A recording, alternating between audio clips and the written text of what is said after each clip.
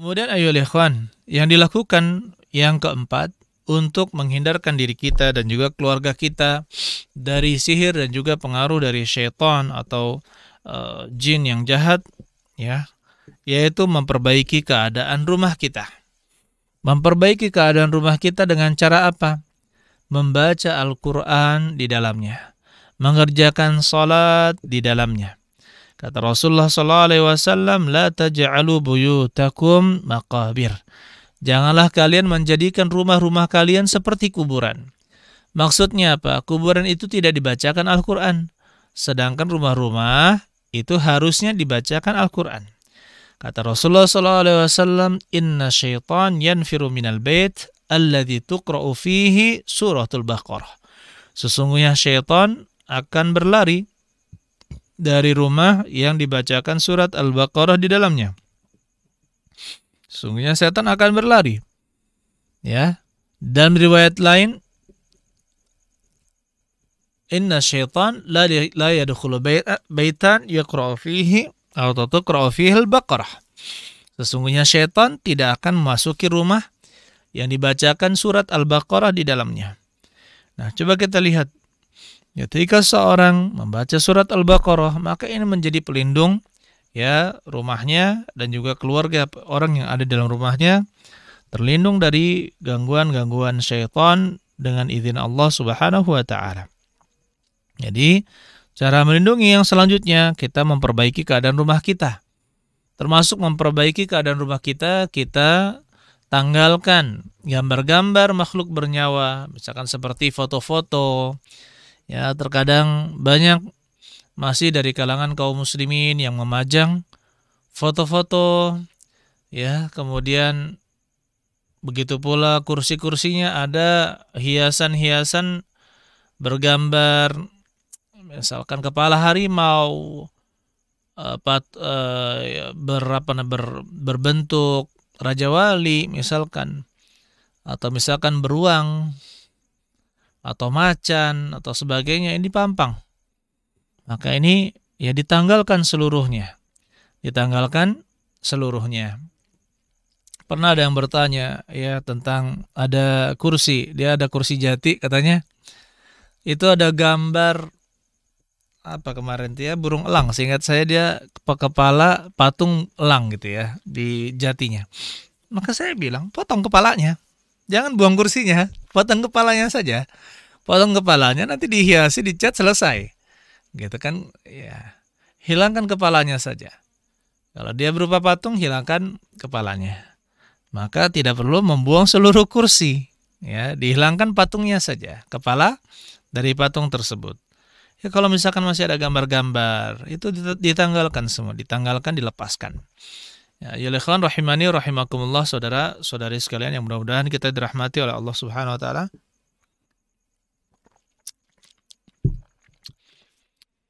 Begitu pula kita mengerjakan salat di rumah. Mengerjakan salat di rumah.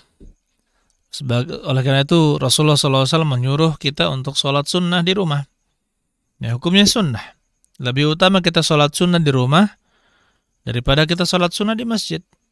Kata Rasulullah SAW, "Sallu fi buyutikum ilal maktubah." Sholatlah kalian di rumah-rumah kalian kecuali sholat fardu. Ya, dengan demikian kalau kita sholat sunnah di rumah, maka tentu ada bacaan-bacaan Al-Quran juga di dalamnya. Saudara-saudari sekalian yang mudah-mudahan kita dirahmati oleh Allah Subhanahu wa taala. Kemudian cara yang kelima, ya agar kita terhindar dari sihir dan juga gangguan jin yang jahat adalah makan 7 butir kurma. Ajwah, jenis al-ajwah. Kurma ajwah. Kurma ajwah itu kurma khusus yang diriwayatkan bahwa itu adalah pohon yang ditanam oleh Nabi Shallallahu Alaihi Wasallam, pohon kurma yang ditanam oleh Nabi Shallallahu Alaihi Wasallam, dan dia untuk memerdekakan Salman Al Farisi. Dan bentuknya kecil-kecil, hitam, warnanya hitam-hitam berurat, ya ada khusus bentuknya kurma ajwa. Kurma ajwa. Dan ini disepakati para ulama bahwa dia, ya, dialah yang dimaksud di dalam hadis Nabi Shallallahu Alaihi Wasallam. Kata Rasulullah Shallallahu Alaihi Wasallam, "Man tasabbaha bi sab'i tamaratin min tamril ajwah." Barang siapa di pagi hari dia makan atau sarapan 7 butir kurma ajwah, lam yusib sammun wala sihrun, maka dia tidak akan terkena racun dan juga sihir. Dia tidak akan terkena racun dan juga sihir. Jadi di sini ayolah ikhwan kita bisa melihat. Jadi ya kita katakan rumah itu juga jangan diisi dengan jimat-jimat, ya. Jangan diisi dengan jimat-jimat. Walaupun dia bertuliskan ayat-ayat Al-Quran, maka dihindari. Kita katakan pada pertemuan-pertemuan lalu bahwa jimat dalam Al-Quran itu tidak sampai ke derajat syirik. Tetapi dia hanya jatuh ke dalam, ya dia jatuh kepada kebid'ahan. Karena caranya tidak pernah diajarkan oleh Nabi Shallallahu Alaihi Wasallam. Oleh karena itu jimat-jimat yang dari Al-Quran yang dipasang di dinding-dinding atau di depan di atas pintu itu juga dihindari. Ya itu juga dihindari. Dan saudara-saudari sekalian yang mudah-mudahan kita dirahmati oleh Allah Subhanahu Wa Taala. Jadi kita di sini kalau kurma ajwa yang kelima tadi kan makan kurma ajwa di waktu pagi. Jadi mungkin ada yang misalkan kemasukan jin atau kesurupan, ya. Maka usahakan ada kurma ajwa. Dan itu makan 7 butir sehari. Makan 7 butir, kemudian kalau misalkan masih maka besoknya lagi seperti itu. Maka dia tidak akan tahan, ya. Jin tidak akan tahan dengan hal tersebut. Begitu pula ayyuhal ikhwan dengan sidr, dengan daun bidara. Dengan daun bidara itu bisa digunakan untuk meruqyah. 7 lembar, ya ada 7 lembar, ambil 7 helai. Kemudian tumbuk di 2 batu, pakai ulekan saja bisa, pakai ulekan, ya. Kemudian masukkan ke dalam air. Ada yang diminum dan ada yang dimandikan. Ya, kalau mau diminum saja atau dimandikan saja tidak mengapa. Bagi 2. Ya, ada yang diminum, ada yang dimandikan. Yang diminum maka ya air minum. Kalau yang dimandikan berarti cukup di baskom. Nanti kemudian dibacakan ayat-ayat ruqyah seperti membaca Al-Fatihah, membaca 2 ayat terakhir, membaca ayat kursi, membaca 2 ayat terakhir dari surat Al-Baqarah, membaca 3 qul, ya.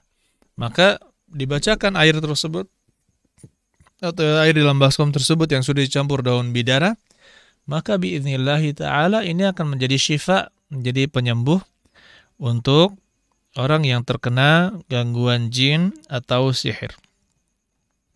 Saudara-saudara sekalian yang mudah-mudahan kita dirahmati oleh Allah Subhanahu wa Ta'ala. Para ulama berselisih pendapat tentang kurma selain kurma ajwah. Kurma selain kurma ajwah, apakah juga bisa menangkal racun dan juga sihir dan juga sihir? Maka di sini terjadi perselisihan di kalangan para ulama, ya. Sebagian mengatakan ini khusus untuk kurma ajwah dan sebagian lagi mengatakan ini umum, ya, kepada seluruh kurma. Allah alam bisawab. Ya, zahir dari hadis di sini ada namanya takhsis. Jadi kalau secara umum disebutkan 7 butir kurma, tapi dikhususkan dengan lafaz hadis yang lain, yaitu kurma ajwa. Jadi di sini hadis yang menyebutkan pengkhususan kurma ajwa itu adalah yang diamalkan. Allah alam bisawab. Kemudian yang keenam yang bisa kita lakukan untuk menghindari sihir dan gangguan jin yang jahat adalah mempekerjakan atau berteman dengan orang-orang yang sudah jelas bahwa dia tidak akan melakukan kesyirikan, tidak akan melakukan sihir. Ini kita dapatkan banyak orang yang ada orang yang mempekerjakan orang-orang yang punya sihir, punya jimat, ya. Maka yang seperti ini rawan sekali terjadi perbuatan sihir kepada majikannya. Ya, jadi sebab-sebab seperti ini, berkawan dengan penyihir atau orang yang punya kenalan dengan penyihir atau dia tidak bertauhid, ya kita secara umum kita katakan orang-orang yang tidak bertauhid atau kurang tauhidnya, kurang pengetahuan tentang tauhidnya, maka sangat rawan terjatuh kepada perdukunan, kepada sihir. Oleh karena itu kita utamakan ketika kita bekerja sama, baik kita bekerja sama dalam jual beli atau memiliki rekanan atau memiliki bawahan atau memiliki pegawai, kita perhatikan hal ini. Kita memiliki hal ini karena kalau terjadi perselisihan, maka ya kita bisa menghindari hal-hal yang tidak diinginkan seperti perbuatan sihir tersebut. Allah alam bisawab. Oleh karena itu ya ikhwan rahimani wa rahimakumullah, saya pernah ada orang konsultasi, dia saudagar bibit tanaman, ya. Dia punya rekanan begini-begini, ternyata apa? Melakukan sihir kepadanya. Kemudian saya ajarkan cara-cara untuk melindungi diri, membaca zikir-zikir yang saya sebutkan. Insyaallah saya akan sebutkan juga pada pertemuan kali ini insyaallah. Ya, zikir-zikir tersebut saya ajarkan, zikir-zikir dipraktekkan oleh dia dan juga istrinya, dan alhamdulillah ya pengaruh itu hilang. Pengaruh tersebut hilang. Begitu pula pernah saya masalah tetangga. Saya pernah ditanya juga oleh seorang yang qadarullah, subhanallah, ya dia buka warung dan warungnya ini sangat laris. Kalau misalkan dari harga sebenarnya standar gitu ya, dan alhamdulillah rasanya juga masya Allah. Kemudian datang ke sana, masya Allah, berduyun-duyun, berbondong-bondong orang datang ke sana. Apalagi kalau misalkan malam mingguan atau malam Sabtuan gitu ya, banyak orang di sana. Akhirnya ada salah satu warung yang jarang dikunjungi oleh orang-orang, cemburu. Dia memakai sihir sampai katanya ini satu hari saja tidak ada, bahkan mencari 3 orang saja yang makan di sini sulit. Saya yakin di sini ada pengaruh dari jin. Ya, ternyata benar, dia istrinya kena santet ya, merasa ditusuk badannya seperti itu. Akhirnya saya ajarkan membaca ya zikir-zikir dan juga doa-doa. Akhirnya dia praktekkan dan alhamdulillah tidak lama dari itu dia mempraktekannya, begitu pula dibantu oleh teman-teman yang lain. Ya, kembali lagi tokonya ya, pengaruh jin tersebut atau sihir tersebut hilang. Alhamdulillah. Oleh karena itu ya ikhwan, kita ketika ada permasalahan yang sifatnya seperti ini, sihir, santet, pelet, ya, jangan pergi ke dukun. Tetapi kita selesaikan dengan apa? Dengan apa yang diajarkan oleh Nabi Shallallahu Alaihi Wasallam. Kita lakukan ruqyah misalkan. Ruqyah, kita, kalau bahasa kita ruqyah itu jampi-jampi. Nanti insya Allah kita akan sebutkan masalah hal ini. Kemudian selanjutnya ya ikhwan, yang ketujuh, kita selalu mengingatkan para wanita. Agar selalu membaca zikir-zikir untuk melindungi diri dari gangguan syaitan. Karena sifat manusia ini, sifat wanita umumnya lebih mudah lalai. Kemudian juga kita jauhi tempat-tempat yang berpotensi terjadi sihir di dalamnya. Seperti mengunjungi tempat-tempat yang tidak jelas. Contohnya ada wisata rumah hantu. Atau misalkan mengunjungi rumah makan yang bernuansa mistis. Ya. Bernuansa mistis, pakai jimatlah di dalamnya atau banyak gantungan jimatnya atau banyak gambar-gambar patungnya. Maka seperti ini kita hindari tempat-tempat yang seperti itu. Ya, jadi para wanita harus kita lindungi, kita beritahu untuk selalu menjaga diri, kemudian menghindari banyak berjalan ke tempat-tempat yang yang tidak jelas. Kemudian yang kedelapan ayolah ikhwan, bagaimana cara kita agar bisa terhindar dari gangguan sihir dan juga jin, yaitu membaca zikir-zikir yang disyariatkan. Zikir-zikir yang disyariatkan.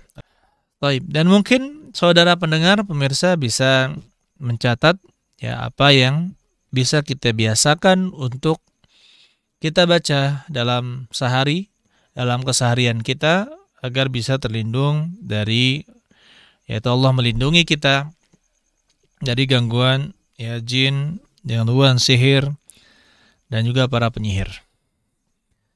Dengan tentunya semuanya dengan izin Allah Subhanahu wa taala. Untuk yang pertama adalah membaca ayat kursi. Membaca apa? Membaca ayat kursi. Membaca ayat kursi ini dibaca yang pertama setelah sholat fardu. Setiap kali kita menyelesaikan sholat fardu, jangan pernah melupakan membaca surat atau ayat kursi ini. Membaca ayat kursi. Kita baca ayat kursi. Kemudian setelah itu membaca ayat kursi ketika zikir pagi petang. Setelah sholat subuh, setelah zikir sholat 5 waktu, maka kita di waktu pagi atau sebelum terbit atau setelah terbit, misalkan kalau tidak sempat, maka kita baca ayat kursi lagi, ya. Maka ini akan melindungi kita ke waktu yang berikutnya. Ya, senantiasa dijaga oleh Allah Subhanahu wa taala kepada waktu yang berikutnya. Jadi misalkan setelah sholat subuh, setelah zikir subuh, atau mau digabungkan juga tidak menjadi masalah jika setelah sholat kalian zikir pagi petang, ya, zikir pagi yaitu setelah sholat subuh, zikir petang setelah sholat asar. Kita baca ayat kursi. Maka ini insya Allah akan melindungi kita ya dari gangguan-gangguan penyihir dan juga jin yang nakal, jin yang mengganggu. Begitu pula sholat-sholat yang lain. 5 sholat ini kita baca ayat kursi. Maka insya Allah Allah Subhanahu wa taala ya melindungi kita. Kemudian yang selanjutnya membaca ayat kursi, membaca ayat kursi sebelum kita tidur. Membaca sebelum kita tidur.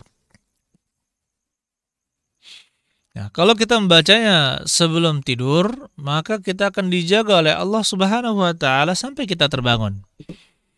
Ya, atau satu malam itu akan dijaga oleh Allah Subhanahu wa taala. Kita baca sebelum tidur ayat kursi. Ya, kita baca sebelum tidur ayat kursi.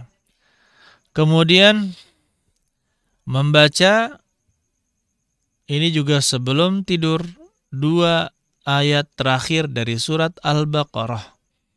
2 ayat terakhir dari surat Al-Baqarah.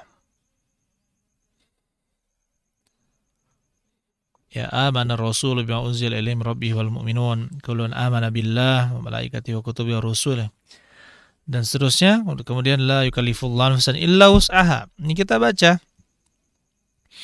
Ya, kita baca 2 ayat terakhir dari surat Al-Baqarah. Ya, sebelum tidur. Atau misalkan ketika kita merasa takut, kita baca ayat kursi dan 2 ayat ini. Kemudian kita juga membaca 3 qul. 3 qul setiap selesai sholat sebanyak 1 kali. Qul huwallahu ahad kita baca 1 kali. Qul a'udzu birabbil falaq 1 kali. Qul a'udzu birabbin nas ini baca 1 kali. Jadi 3 surat ini dibaca 1 kali setelah sholat 5 waktu. Nah, untuk zikir pagi petang, setelah kita membaca zikir sholat fardu, maka kita baca zikir sholat subuh ya misalkan, dan juga setelah sholat asar, kita baca zikir pagi petang. Membacanya ayyuhal ikhwan rahimani wa rahimakumullah itu sebanyak 3 kali. Qul huwallahu 3 kali, kemudian qul a'udzu birabbil falaq 3 kali, qul a'udzu birabbin nas juga sebanyak 3 kali. Ini ketika pagi dan petang. Ini sebagai pelindungan kita minta tolong pada Allah Subhanahu wa taala untuk melindungi kita dari gangguan-gangguan makhluk-makhluk Allah Subhanahu wa taala. Itu tadi yang pertama, setelah sholat kita baca 3 qul, ketika zikir pagi petang kita baca 3 kali. Kemudian sebelum tidur. Nah, sebelum tidur itu cara membacanya seperti ini. Kita baca yang pertama, qul huwallahu ahad, qul a'udzu birabbil falaq, dan qul a'udzu birabbin nas. Kemudian kita tiupkan. Kita tiup ke tangan kita. Kemudian kita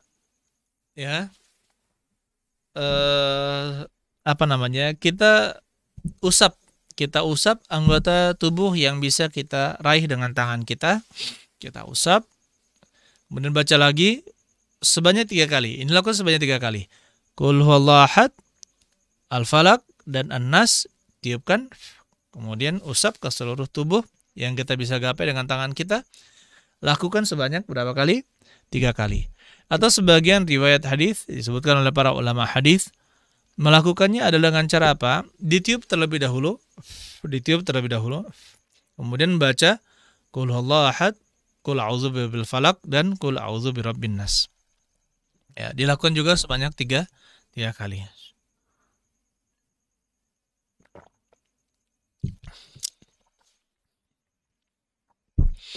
Ayyuhal ikhwan rahimani wa rahimakumullah. Kemudian yang bisa kita lakukan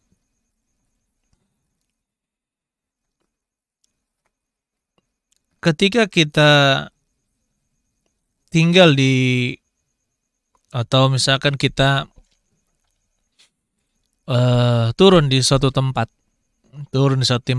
atau singgah di suatu tempat, maka kita membaca a'udzu bikalimatillahi tammat min syarri ma khalaq. Aku berlindung dengan kalimat-kalimat Allah yang sempurna, kalimat-kalimat Allah yang sempurna, min syarri ma khalaq, dari apa yang Allah ciptakan. Ya, dari apa yang Allah ciptakan. Maka di sini kita baca ini a'udzu bikalimatillahi tammat min syarri ma khalaq. Saya berlindung dengan kalimat-kalimat Allah yang sempurna, min syarri ma khalaq, dari apa yang Dia ciptakan. Kemudian ketika pagi dan petang kita juga membaca zikir Bismillahilladzi la yadurru ma'asmihi syai'un fil ardi wala fis sama' wa huwas sami'ul alim. Bismillahilladzi, dengan nama Allah yang la yadurru ma'asmihi syai'un, tidak berbahaya suatu apapun ketika disebut namanya, fil ardi wala fis sama', di bumi maupun di langit. Wa huwas sami'ul alim, dan dialah yang maha mendengar lagi maha mengetahui. Maka dengan demikian di sini ini dibaca sebanyak 3 kali ketika zikir pagi dan zikir petang. Ya, zikir pagi dan zikir petang.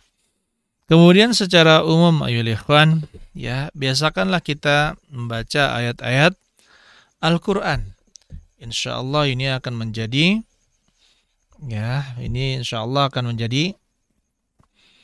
pelindung untuk kita dari berbagai macam gangguan jin dan juga syaitan. Dan juga syaitan, begitu pula sihir. Kemudian ayyuhal ikhwan rahimani wa rahimakumullah, yang bisa kita lakukan juga untuk mendapatkan perlindungan dari Allah Subhanahu wa taala adalah salat berjamaah. Salat berjamaah. Karena orang yang salat berjamaah akan dilindungi oleh Allah Subhanahu wa taala sampai salat yang berikutnya. Jadi dia salat berjamaah. Begitu pula di antara yang disebutkan oleh para ulama adalah berpegang teguh dengan Al-Qur'an dan As-Sunnah. pernah diriwayatkan atau dituliskan di dalam Talbis Iblis. Ada riwayat dari Ibnul Jauzi ya, menceritakan tentang Al-A'mash. Dia berkata, haddatsana rajulun. Ada seorang pernah menceritakan kepada kami, kana yukallimul jinna. Dulu dia bisa berbicara dengan jin. Faqal, dan mereka berkata, faqalu laisa alaina asyaddu mimman yattabi'is sunnah. Kami tidak ada yang paling berat yang kami hadapi dari orang-orang yang mengikuti sunnah. Wa amma ashabul ahwa fa inna nal'abu bihim la'ban atau la'iban. Adapun orang-orang yang ahli bid'ah atau pengekor hawa nafsu, maka kami mempermainkan mereka dengan mudah. Di sini ya ikhwan, orang-orang yang berpegang teguh dengan Al-Quran dan juga sunnah-sunnah Nabi Sallallahu Alaihi Wasallam, mereka adalah orang-orang yang benar-benar ya mengikuti sunnah, menghindari amalan-amalan yang diada-adakan. Ya, contohnya saja saya sebutkan, banyak orang yang membaca Al-Fatihah setelah sholat fardu dan digabungkan bersama zikir setelah sholat fardu. Maka kita katakan ini tidak ada dalilnya. Ya, tidak ada dalil dari Nabi Sallallahu Alaihi Wasallam. Kalau mau membaca surat Al-Fatihah di luar waktu khusus tersebut, silahkan. Bahkan surat Al-Fatihah itu memiliki banyak keutamaan. Tapi kalau misalkan dia dimasukkan ke dalam zikir setelah sholat dan itu rutin, dikhususkan dan dia memiliki keutamaan di sana, maka kita katakan tidak, itu tidak benar. Itu adalah sesuatu yang diada-adakan. Coba kita lihat, perbuatannya seolah-olah bagus, tapi apa? Ternyata itu adalah hal yang baru. Tidak sesuai dengan petunjuk Nabi Shallallahu Alaihi Wasallam.